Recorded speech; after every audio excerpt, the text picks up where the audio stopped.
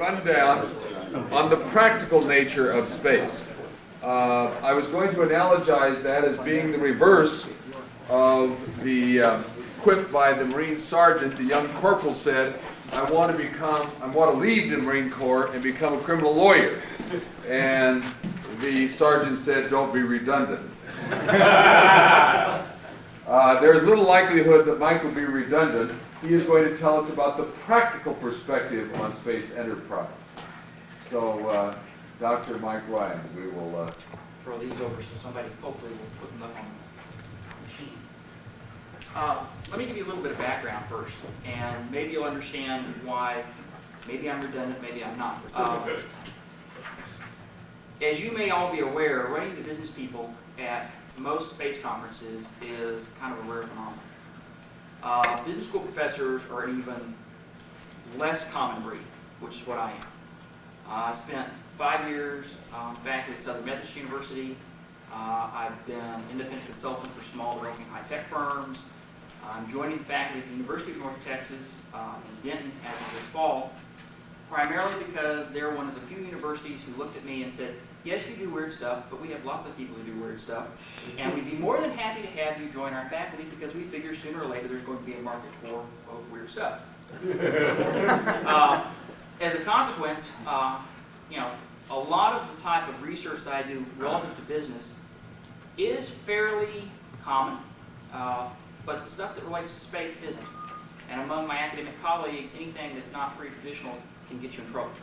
So if you ever look for new ideas, think twice before you look to a university, because they may be more traditional in many respects than what you would ordinarily expect. Now, relative to my presentation, some of the material I'm going to cover is probably stuff that you say, yeah, I know that. That's common sense. What I hope to be able to do is put it together in a little different package for you, which in one sense will relate the way that many business people look at the issues as you all are framing it. And part of the problem, as I see it, is that there are an awful lot of good ideas, an awful lot of opportunities for good practical business operations. But in many cases, they are not put in the context of the types of decisions, choices, risks, and return factors that most businessmen have to deal with. Or, in fact, they have to deal with relative to their shareholders or their investors or other constituencies that have a great deal to say about what types of risks and opportunities they can play with. You'll go to the first slide, please. For most business people, you start talking about what they perceive as the risks.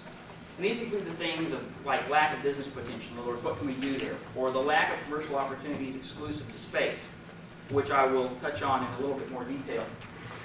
In particular, one of the common questions that you will run into whenever you're talking to a business group is, okay, what can I do out there that's going to make me money?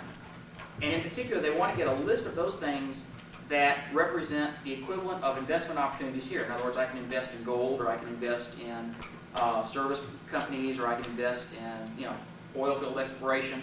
Okay, what's the equivalent? That becomes something of a problem. Question of projects having sufficient return.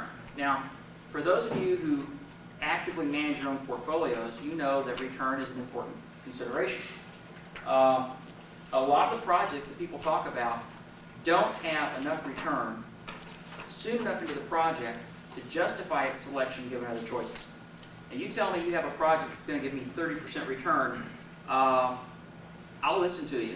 You tell me if it's going to give me 30% return 10 years from now, I'll still listen to you. You tell me I'm not going to get anything between now and year 10, and I'll say thank you very much, it's been a nice day, goodbye. And unfortunately, part of that has to do with the way that investments are calculated here in the United States. You make that same pitch to a Japanese, and you may get the money you need, because there is a difference in the perception of long-term return. The United States average return for most projects to be funded currently ranges between 12 and 17%. Equivalent funding in Japanese companies can range as low as 2 to 3%.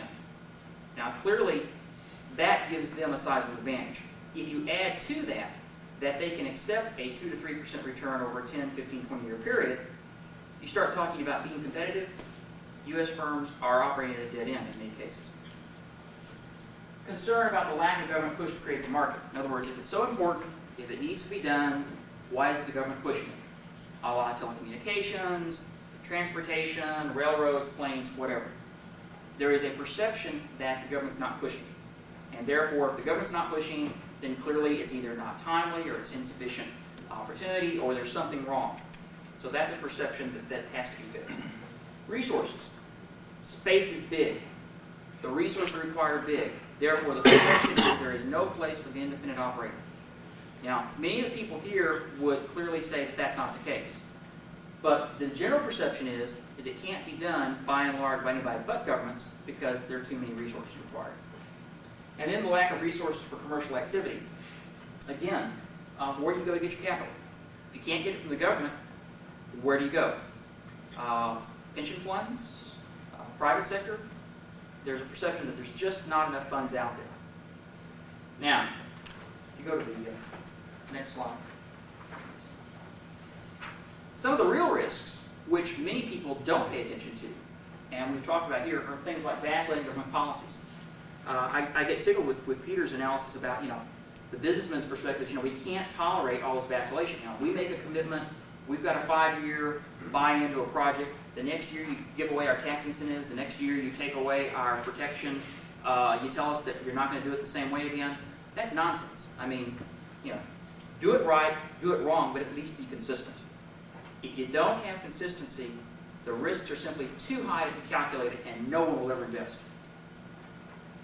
Dependence on government for funding, contracts, initiatives. In my mind, and minds of many of my colleagues who play with these sorts of things, there's simply too much dependence on the government setting the agenda. In other words, most of us recognize the importance that government can play, but we'd much rather have them asking us for our advice and making things fit a little bit better than seeing the agenda being set by them. We've talked off and on during this conference about the problems related to the space station funding. If you talk to many of the business people who potentially could look at the space station as being something they might be interested in, they'll tell you that they would not touch it at this point, even if it were funded, because in their minds it's clearly not the right type of station for commercial development, which you may want to touch on later. Competitive space transportation systems. Bill will talk about that in some detail, but I'm just going to make a mention of the fact that from a business perspective, transportation has a whole totally different practical viewpoint than probably anything else around. You have to have one system for people, one system for cargo. Could be the same vehicle, but it might not be. And it needs to be business rated. Now, you're all familiar with the term about man-rated space systems. Well, business rated is it's real simple. It means, is it available? Is it reliable? And is it affordable? In other words, can I get one? If I have one, will it work when I want it to work? And can I afford it? As things now stand, there are relatively few business-rated systems out there. To be honest, with the exception of probably the Soviets, they're the only ones who can meet all three criteria at the present time. Go to the next slide. Real risks. Questions of expected returns given the time frames. Again, you start looking at U.S. business, 2 to 5 year returns are expected. Most of the projects that have been proposed to date don't have returns anywhere coming close to those types of things. There are a few small projects, but most of the big things simply will not satisfy U.S. investment criteria. Resources required for starting projects. Again, anytime you start talking about moving beyond the transportation system, you're already exceeding the resource boundaries for most conventional projects. So that means that transportation is one resource constraint, and everything else is a second resource constraint. International commitment to long-term space development. If there is perhaps a single scary factor from the standpoint of U.S. business, is the belief that the real risk is that we're not committed to long-term development. Now, there may be those of you who will argue that, but if you look in terms of policy changes, you look in terms of changes of goals, you look in terms of resource commitments and withdrawals, all of those things are indicative of a lack of long-term commitment. Put yourself in the position of the Japanese business community or the European business community who have been putting money into the module for space station. Now, based on U.S. attitudes at this point in time, would you ever, in your wildest imaginations, commit to a long-term project with the United States government again? Probably not. our credibility is sorely lacking in that regard. And then lastly, as far as the real risk, the international competition with what I call extraordinary potential. Not just in terms of market, but in terms of will and resources. Talk about United Europe. Talk about the potential of Europe and the Soviet Union. Match European technology manufacturing with Soviet launch systems. Match Japanese manufacturing technology with the Soviet launch systems. And in fact, there have been ongoing discussions between a number of the members of the Japanese Aerospace Consortium and the Russians related to technology transfer using heavy lift launch vehicles in particular. Think about what that would mean to the Japanese industrial space program if instead of another 10 years of their own development, they can say, guys, we'll take your designs, your technology, our manufacturing capability and capital, and we'll start launching in 3 to 5 years. I might also mention that the Japanese design for a space station is based on the premise that the first use is commercial and that the second use is scientific. If you look at the Japanese space station design, one of which is probably the most visible is the one by Shimazu Corporation, their assumption is that companies will want to lease modules in orbit for prolonged periods of time. Because of that, they've designed a system which provides artificial gravity, because they have a distinction between living in space and working in space. Then what they will do is provide free flyers for pure zero-G work and allow micro-G work done at spindle ends. The net result is that you say, well, how can they afford to do that? Well, the rate that they will be charging companies to lease modules for 18 or 24 months only covers the overhead. The profit is to be generated from the 2% royalty they're going to charge those companies for any products they develop on the space station. Now, you do that over a 10, 15, 20-year period, you can afford to make significant profits. If we go to the next slide, please. Consequently, one of the things that I am most concerned about is that the perception of risk, as most people see it, is really distorting reality, and that the decisions that are being made are not consistent with what's really going on. So that the efforts to deal with some of the real problems get ignored, and most of us end up talking about things that really don't have a lot to do with how other people are making their choices. And so we really need to kind of change the way we frame our questions. Second thing that seems to be a problem is that we've got to do something about the inverse relationship of risk and returns. As most of you know, the presumption of most people is that the higher the risk, the greater return I expect. And there are a couple of mechanisms that one uses to reduce risk. Everything from tax incentives to generating revenue. If you generate revenue on a project during the first couple of years, even if it's not profitable, you can use that revenue to reinvest in other things and thereby diversify the risk. So there are some things that need to be done in that regard that could be done to be able to reduce the risk, to give us some competitive positioning relative to our competition. Third, the risk assessment, as most people are now making it, does affect our investment choices and business strategy. A couple of interesting points. If the investment time frame for a U.S. company is 3 to 5 years, then anything in excess of that is probably not going to even get funded. If you look at the average tenure of CEOs in the United States, that also runs between 2 to 5 years. Many of the projects that are being proposed as space ventures all have time frames that both exceed the investment time frame and the tenure of CEOs. Since many CEOs take the position that their company essentially should reflect their orientation, it's very difficult to get projects through the door that are going to exceed the likelihood of their being in that particular position. In addition, as we were talking about perhaps before this particular session began, there are also some interesting problems with companies that ignore the public perception of these risks. If I'm the CEO of a company and I say I'm going to commit, say, 20% of my investment capital to a space project, I can anticipate getting clobbered by my financial analysts with the negative effect on my stock price, assuming I'm not owning 51% of the company and I'm not privately held. If I have other stakeholders in my company, be it pension funds or large banks or whatever, then I can anticipate getting nasty phone calls. And depending upon my response, I can probably guarantee that the next shareholders meeting that there will be a shareholder resolution asking for my resignation based on fiduciary responsibility. So, there may be some interesting things that also limit people who would like to be involved. Go to the next one. Fourth thing is something that I think is really critical. And I referred to this at the beginning, but I think that lots of times people in the space arena are asking the wrong question as it relates to business. Oftentimes the question is, what can we do in space that we can't do anyplace else? From a business standpoint, I think that's the wrong question. I think the question should be, what can we do in space?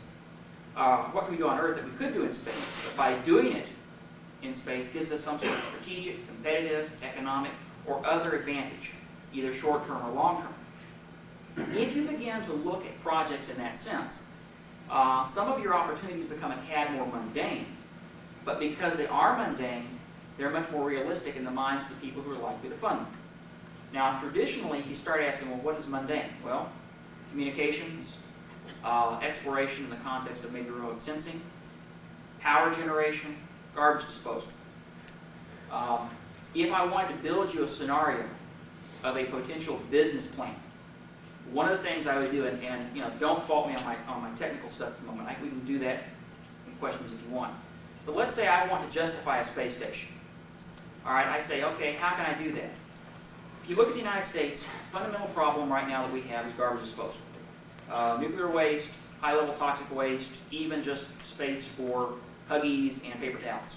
Okay? Now, if I build a case that, let's say, the known cheapest way of getting tonnage to orbit is, say, $20,000 a ton, and that's a very low number. It's really more closer to 200,000, but we'll use 20,000 because we have to pull a little bit. I know that the state of New York is willing to pay $7,000 a ton to bury their garbage. Now, I can't make money at $7,000 a ton, but I perceive somewhere between those two numbers that there's some place where we can agree. Furthermore, I can start envisioning launch technology that's going to allow me to put stuff into orbit, preferably to be collected at my space station point, and then, say, launched into the sun.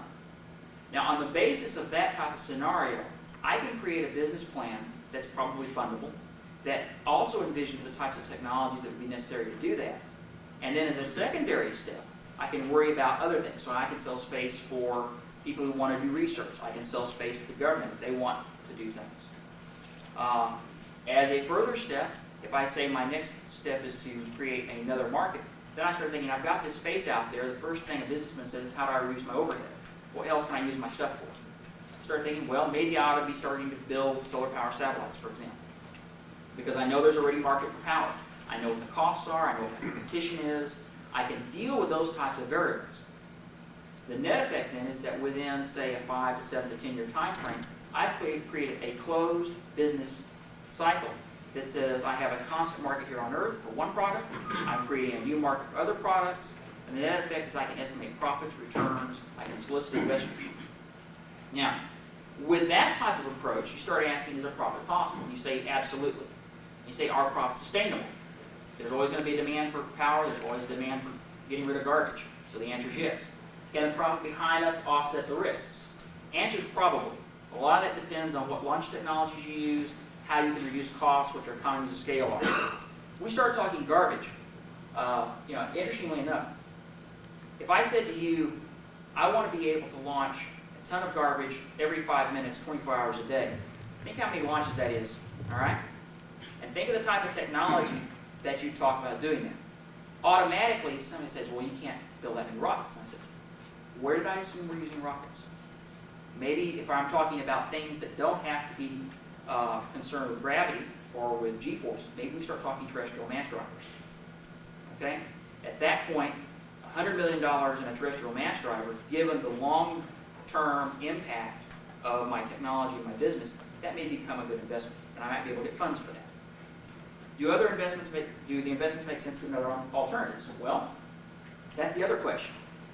Doing it in space does not preclude the fact that it could be done in other mechanisms. In other words, somebody asks me, well, what about fusion power as opposed to your solar power satellites? I said, well, fusion would be a very economical way of doing it. The difference is that fusion is still being discussed by physicists. Solar power satellites are being discussed by engineers. Given a preference, I'll go with the engineers because that's a doable proposition. Okay? We'll go next slide. Fifth, there is a problem in the United States in particular that kind of has the appearance that avoiding risk is how to manage risk, and I don't believe that that's the case. Oftentimes, those decisions are based on the wrong assumptions. Many of the people that I know are avoiding investment in space because of their perception that it's too risky. But by believing that, they're ignoring other types of risks. The fact that the Japanese don't look at it that way, the fact that Europeans don't look at it that way, the fact that the Russians don't look at it that way. By not investing in space ventures, many companies think that they've avoided all those risks, and that's not. There's seemingly an assumption that says, if we can't do it, certainly no one else can. Okay? Not true. Sixth, more U.S. firms must recognize the risks associated with inaction, lost opportunity, insufficient vision, lack of persistence, and simple laziness. One of my more academically minded colleagues bemoans the fact that the markets in the 1980s were not particularly efficient as viewed by all of the acquisition mergers and essentially paper profit taking.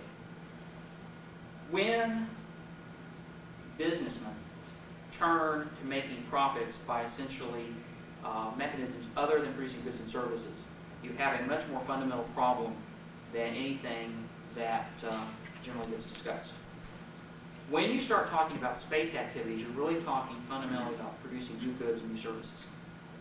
Once you get people involved in doing that, many of the perceived problems will disappear. Once they recognize that it's pretty much business as usual, just in a different place, many of the perceived risks can be dealt with. Unfortunately, what we often choose, what we don't like, we often choose not to see. And I think that's the case right now. As far as general observations and conclusions, I'll give you some obvious and maybe some not so obvious. One is that I believe that the window of opportunity for commercial activity in space is much, much narrower than many people believe. We're talking to people here, for example, who say, well, commercial opportunity is 10, 15 years down the road. I think it's 5 years max. And the reason I think that is because there are too many other players who simply are committed to strong, incremental problem solving. I am firmly convinced that our Soviet colleagues, in many respects, are much more free enterprise minded than many of the people in the United States would like to believe. And if they continue to push in the manner in which they're going, I'm going to be very much surprised if you don't see some sort of collective partnership between them and some of our major contemporary partners within probably the next 2 to 5 years. Commercial competition, I believe, is going to be the driving factor. If you look at the opportunities for creative construction of new products and services, there's simply a multitude out there. Most of the countries that are concerned about these things, which would include Japan, are looking for value-added businesses. Japan is getting out of steel, it's getting out of shipbuilding, it's getting out of all those things where the labor cost or the manufacturing cost does not allow them to make a profit. They're looking to value-added businesses. Space has all of the characteristics of the value-added businesses that they cherish. If you look at their commercial commitment in the last 3 years alone, it makes many of our, quote, civilian efforts look kind of silly. Now, their essential limiting factor is transportation, but they take transportation as a given. We'll develop it, or it will be there. Need to conclude. Last page. Time. How do we foster increased participation? Example, we should reduce perceived risk, as I've talked about. We should deal with risk by allowing resource sharing, joint manufacturing, increasing the rate of return, or altering planning technologies. Focus on effectiveness as opposed to efficiency. In other words, do the right things as opposed to doing things the right way. There is a bill provided by the Bush administration that would allow joint manufacturing, which means you can do some of the things that we're talking about doing, do resource sharing. Don't depend on the government for your agenda. I think we're all in agreement with that. Don't assume that the government has the right questions, much less the best answers. Become an advocate for effective action. In other words, do something appropriate, but do it soon. Be as specific as you can, or as practicality allow. I do believe in cumulative probability. Just because you're 95% certain if you have X number of things down the road, you're still going to end up with less than 50-50. That won't fly in business. Remember that inaction is probably going to pose a greater threat than changing directions. Many times we have made, quote, tactical mistakes. Changing directions is not a problem. Not doing anything is. So if you have any questions or comments or observations or complaints. Yes. I'd like to start by saying that everything you've said here is very much in sync with my own personal experience. One of the experiences was watching what happened when they raised the capital gains tax and the subsequent change in attitude from a lot of the funding sources, because it changed one of those points in the equation. It became harder to show profitability and return on things. My question is, would one good short-term measure for space advocates interested in commercialization be to push for something like capital gains tax relief? That fundamentally I'd say yes. But the problem is that you end up with the same difficulty you have with IRAs. Okay, this year I've signed a bill and says yes, you have capital gains protection. I change my mind next year or 2 years from now. You've made all of your business assumptions, made all your investments based on that, and unless I give you a grandfather clause of some sort, you're basically not only in trouble, you're in worse shape than you were to begin with, because all of your risk is now been changed. I would say that would work if you could somehow come up with a bill that would essentially tie Congress's hands for a fixed period of time, and you operate on the assumption that whatever that time period is, you're going to be done 1 year before it expires. That's true of most of the other government decisions that we have to live with also. That is also one reason why in many other parts of the world where you have a little bit more cooperation, or at least the certainty that they're not going to change the rules on you, that you actually have more flexibility. And industrial policy is the bad word in Washington, but if you look at the bills that are being proposed, and everyone will go out of their way to say this is not industrial policy, we're just fostering business development. In reality, I think there's a recognition that if you're going to be competitive, you at least have to give your players the same type of tools and playing field. Other questions? Yes, sir. You compared the required rates of return in the United States and Japan. I have two questions regarding that. First, what are the primary reasons for that difference? Are they cultural or are they due to government policies? And second, do you think that a reduction in the required rate of return in the United States is necessary if we're to remain competitive through the next century? Okay, partly cultural, partly because the way the interaction is between the government and the private sector, you can get by with a little less investment. It also has to do with the fact that ownership within Japanese companies can be done differently. In other words, banks can own shares of the companies, and there are what we would think of as some real strange close-in relationships that are not permitted by U.S. law. This allows the companies to operate with greater flexibility. Consequently, they don't have to have that type of return. Lowering the rate of return in the United States, I mean, if you talk about the aging population, 50% of the population is going to have most of their funds committed to income generation to cover for their retirement years. And you're going to tell them you're going to only get 5% or 3%, and you're going to work. You won't be in office, you won't be running your pension fund.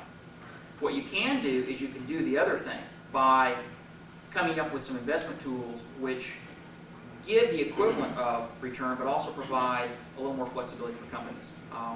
Tax incentives are the most common mechanism, but there are also some bonding issues and some free trade type of things that you can do where you can kind of exempt certain products and services for given periods of time. But it has to be periods of time that the companies that are involved can count on. Take one more. Going. Last chance. Should pension funds be a good source of capital since they should operate on a long-term basis, and given some of their actions during the 80s, they really don't shy away from risk?